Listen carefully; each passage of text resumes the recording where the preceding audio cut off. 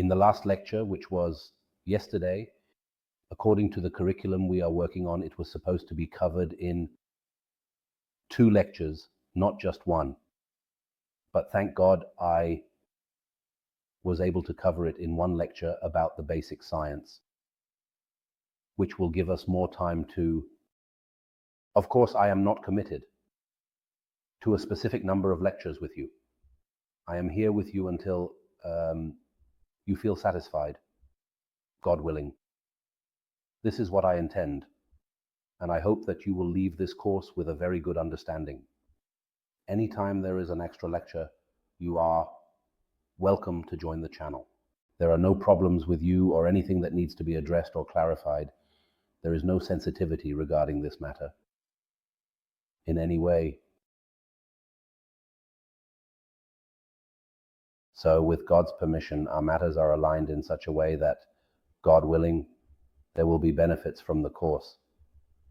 I don't know if I should start now or wait for someone else to join. We can begin today, God willing, as we have our 2nd lecture scheduled. Today's lecture might be a bit challenging because, of course, we won't be able to cover everything that is included. We will discuss the physics of its re-imaging, the production of its way, and the interaction of matters, or the interaction between radiation and matter, as well as screen film radiography and digital radiography. It will be difficult to cover all of this in today's lecture, but today's part is very important because we will talk about X-ray production, X-ray spectrum, and what factors affect the shape of the X-ray spectrum and what influences its form, and so on. We will also discuss the relationships between X-ray and the meter, and we will try to make the conversation more connected to the application part so that things are clear, allowing us to benefit from this discussion and understand it in a more realistic way in our work. The first thing is basically the idea of X-ray production. In order for X-ray production to occur,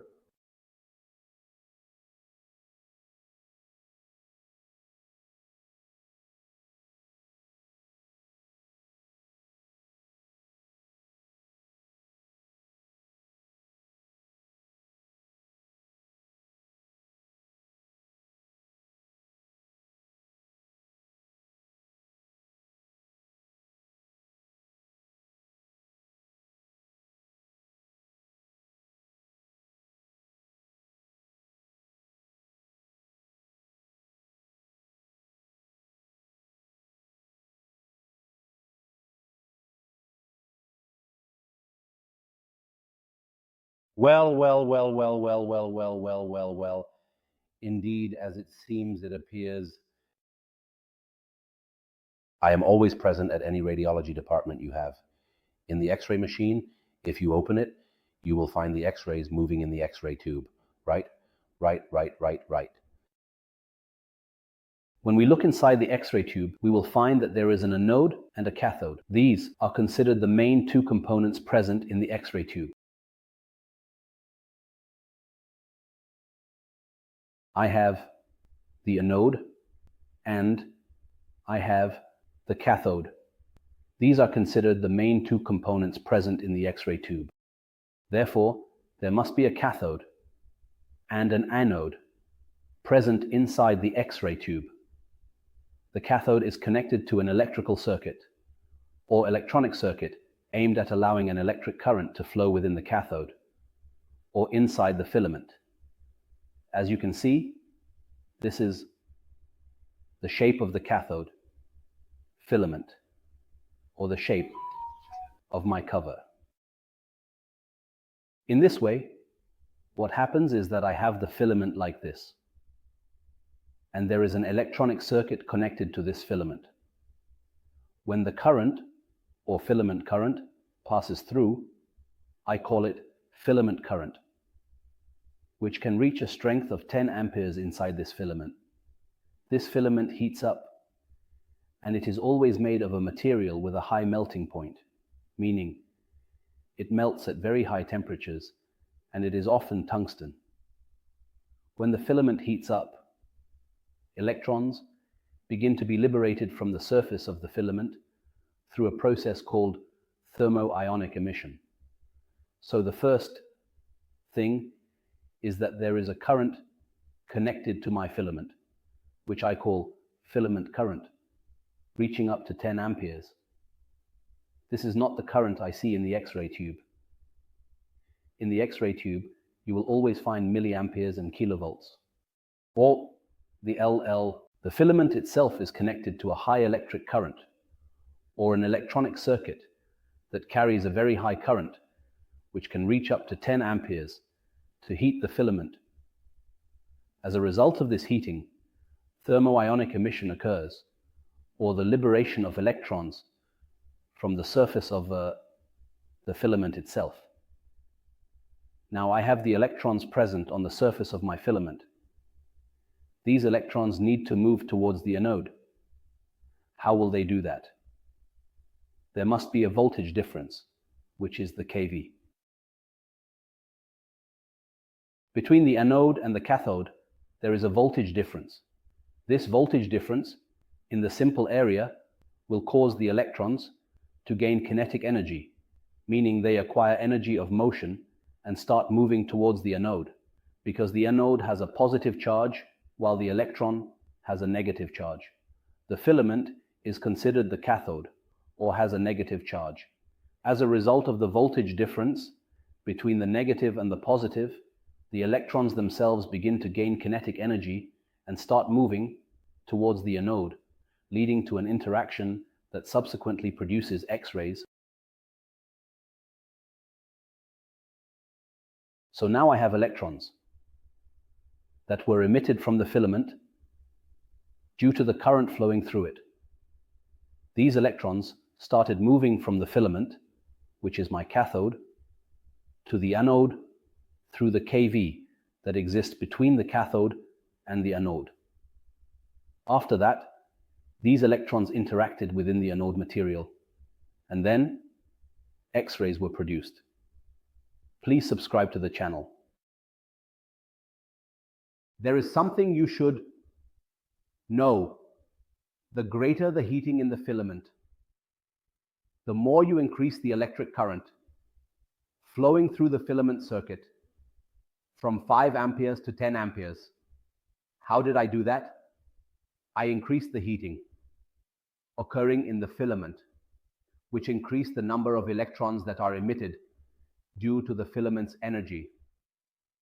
Consequently, I increased the number of electrons that will interact with the atoms in the anode, resulting in a greater intensity of X-ray radiation. This means that I will produce more X-ray photons. Therefore, the filament current that you increased raised the number of electrons, and increasing the heating raised the number of electrons, which in turn led to an increase in the intensity of the X-rays. Now, regarding the potential difference or kilovolt that you set on the device, if you increase the potential difference between the cathode and the anode, you are indeed increasing the kinetic energy with which the electrons move from the cathode to the anode. When I actually provide acceleration or accelerated energy to the electrons to move from the cathode to the anode, what does that mean? It means that it will slightly increase the chances of interaction between the electron and the atoms in the anode. It will increase two things. It will increase the intensity of the outgoing X-ray energy. Now, if I were to ask you about the X-ray coming from the X-ray tube, do all the X-ray photons emitted have the same energy, or are they different in energy? For instance, if I set the kilovolt on my machine to 120 kilovolts, does that mean the X-ray photons coming from my X-ray tube are at 120 kilovolts? Less or more, or what exactly? Does anyone have an answer to your question? I mean, the maximum is fine. The maximum means I can say that the X-ray beam coming from the X-ray tube is monoenergetic or polyenergetic. It's highly polyenergetic, meaning it has multiple energies. The X-ray that comes out does not carry a single energy, but carries many energies. However, the maximum energy is the kilovolt energy that I can specify. If I can set it to 120 kilovolts, this means that the maximum energy carried by the outgoing X-ray is 120 kilovolts, 80 kilovolts. But I have a range of energies, 80 kilovolts, I have a range of energies. So the X-ray coming out is considered polyenergetic, not monoenergetic.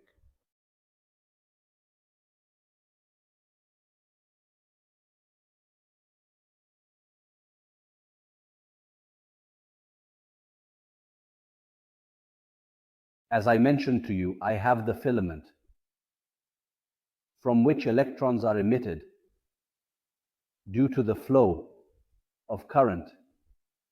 The electrons undergo acceleration towards the anode, and then the X-ray beam is produced. Now, if I think about what happens between the electrons and my anode, I have an electron that has kinetic energy, for example, 120 kilo electron volts. There are possibilities that first, a type of collision occurs between the electrons from the filament and the surface atoms present on the anode material itself. This results in the loss of energy in the form of heat, meaning that 99% of the energy of the electrons emitted from the filament is converted into heat. 99% of the energy is lost as heat, and the X-ray beam produced represents only 1% of the energy of these electrons. This means that if I have 100 electrons exiting the filament, 99 electrons will lose their energy as heat, and only 1 electron will contribute to the X-ray beam, right? Only 1%. Now, regarding the collisions that occur between the electrons and the surface atoms, as I mentioned, how does this electron get ejected? If we look here, we will find that there is a possibility for this electron to interact with the electrons present in the anode material or the electrons in the shell. The anode consists of tungsten material, for example, which contains atoms with electronic shells. If the electron that exits from the filament knocks out an electron from the K shell and ejects it from its orbit in this manner, then what will happen is that the electron will drop from the higher energy state to the lower energy state, moving from the L shell to the K shell, and an X-ray will be produced, which I call a characteristic X-ray. Its energy equals the difference in the binding energy between the electron in the L shell and the electron in the K shell. The electron present in the shell is indeed why it is called a characteristic X-ray. However, the electron that will collide with the electron in the shell must have energy greater than that of the electron in the shell. For instance, as an example, you need the electron that will interact with your electron to have an energy of 70 keV, because the energy of the electron in the shell is strongly bound to the nucleus at 70 keV. Consequently, you need an equivalent energy to eject it from its orbit. If the electron that interacts with your electron has lower energy than yours, it will not be able to eject it from its position. In this case, nothing will happen. So for this to occur, the incoming electron must carry, in fact, sufficient energy. The anode must indeed have energy equal to or even greater than that of the electrons actually present in it.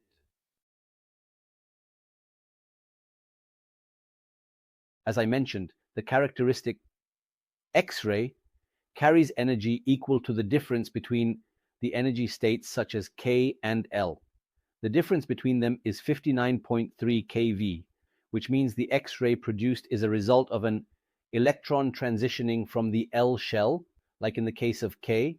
So the difference between them is measured in kiloelectrons, meaning the X-ray emitted is a result of an electron transition. It will carry an energy of 59.3 kilo electron volts if the electron is descending from the M shell instead of the K shell. In this case, the energy difference between the M and K will be 67.6 kilo electron volts. This is the characteristic X-ray that appears. There is a second type of. The interaction occurs when the electron interacts with the Coulomb field surrounding the nucleus itself, which has a positive charge. In the electric field around the electron and the electric field around the nucleus, the electron approaches the electric field of the positively charged nucleus and feels a very strong attractive force as it moves quickly. As a result of this attractive force from the positive charge of the nucleus, the electron begins to experience deflection, changing its trajectory and slowing down. This change or deflection results in energy that is referred to as Bremsstrahlung radiation or braking radiation, similar to a car moving at a very high speed that suddenly hits the brakes and skids. This is the same concept. Imaging processes or CT imaging rely on X-ray, and not all X-rays are the same. When we perform X-ray imaging or CT imaging, it depends on the programs used.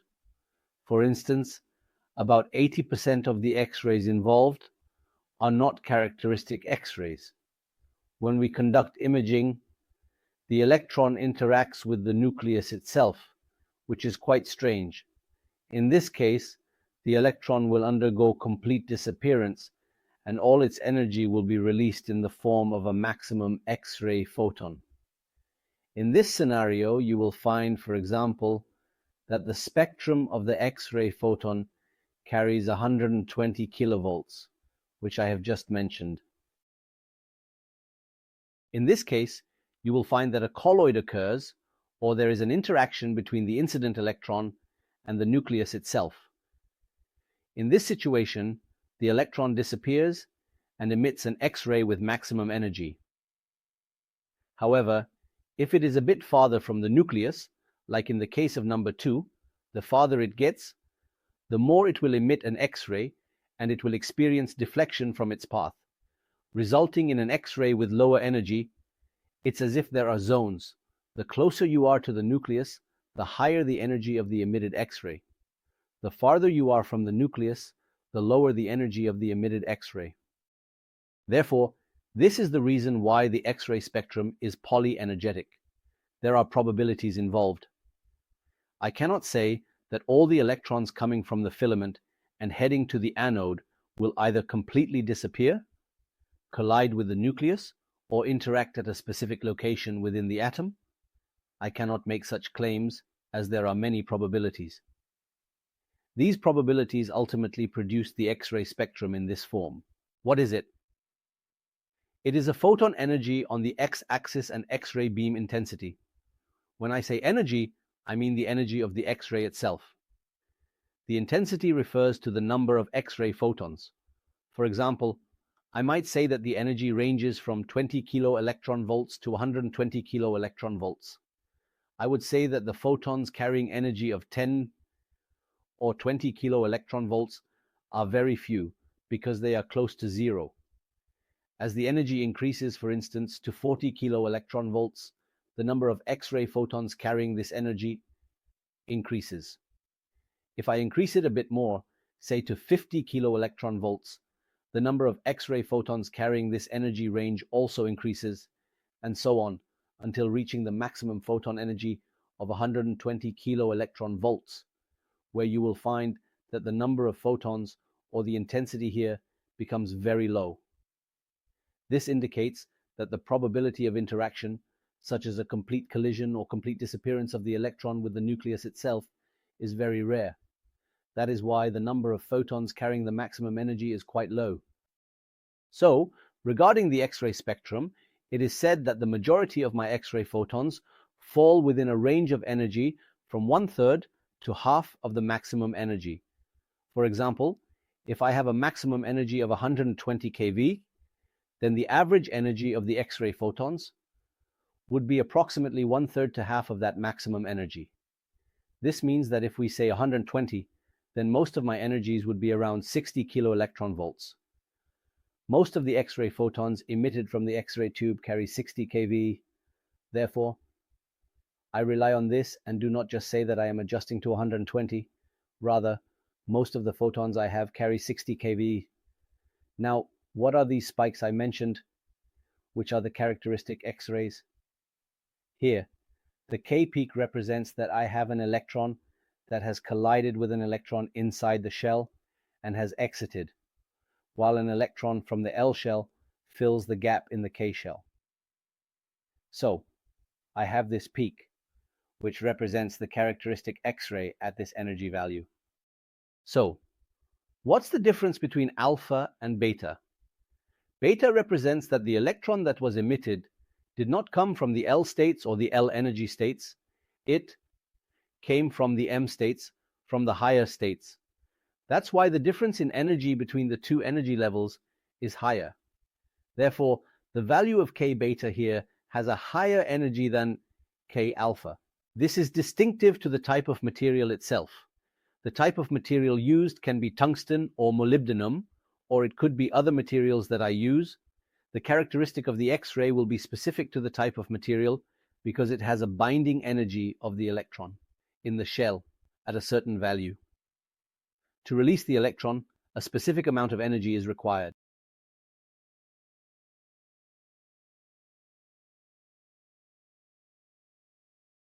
So far, do you understand the concepts?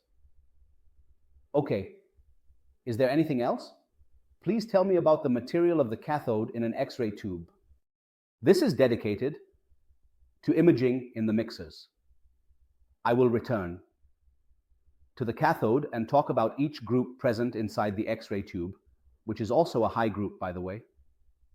It consists of tungsten, and there is also a high group for loading the heating effect, but I postponed discussing the heating group. Is that okay? But I'm not getting into that part because it's a bit detailed and I don't fully understand it. I will just talk about the components and how they relate to the production concept and the X-ray spectrum, as well as the factors that affect it.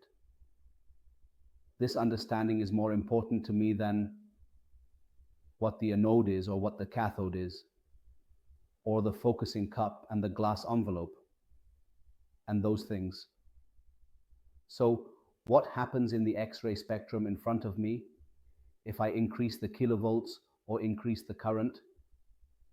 There is something called filament current and something called tube current. Tube current refers to the electrons moving from the filament to the anode, and this is what I refer to as tube current, which I measured in milliamperes. This is the value in milliamperes that I am achieving on the same walk. I want to know how many milliamperes from 0.5 milliamperes can reach, for example, up to 1000 milliamperes. Well, this filament current is its value in amperes. It is high, and this is what is asked about the heating of the filament itself. It's very important for you to know or distinguish between these two, as they definitely rely on each other in terms of the amount or the quantity of electrons that will be emitted, and consequently the amount of X-ray photons that will be produced from the X-ray tube. Now, when I say I have an X-ray spectrum in this form, you will find that the shape of the X-ray spectrum, as I mentioned, has a part that represents the continuous spectrum, which corresponds to the primary trilong X-ray, and the spikes represent the characteristic X-ray. There is a part where the shape of the curve or the spectrum should ideally be a dotted line, not this shape. How did this shape appear? This means that there is a large portion of the X-ray photons, and there is a part here that is missing. The filters have disappeared. Now, when we hear about having filters inside the X-ray tube, these filters are made of low thickness material and low density material. What is their function? When the X-ray photon exits the X-ray tube, as I mentioned, it is polyenergetic, meaning it carries energies ranging from very low, such as a few electron volts, up to 120 kiloelectron volts or 140, depending on the maximum energy I have set. This part does not pass through the glass envelope of the X-ray tube. It is actually attenuated before it passes through. This part is attenuated up to 20 kiloelectron volts. There are also some low photon energies that undergo changes.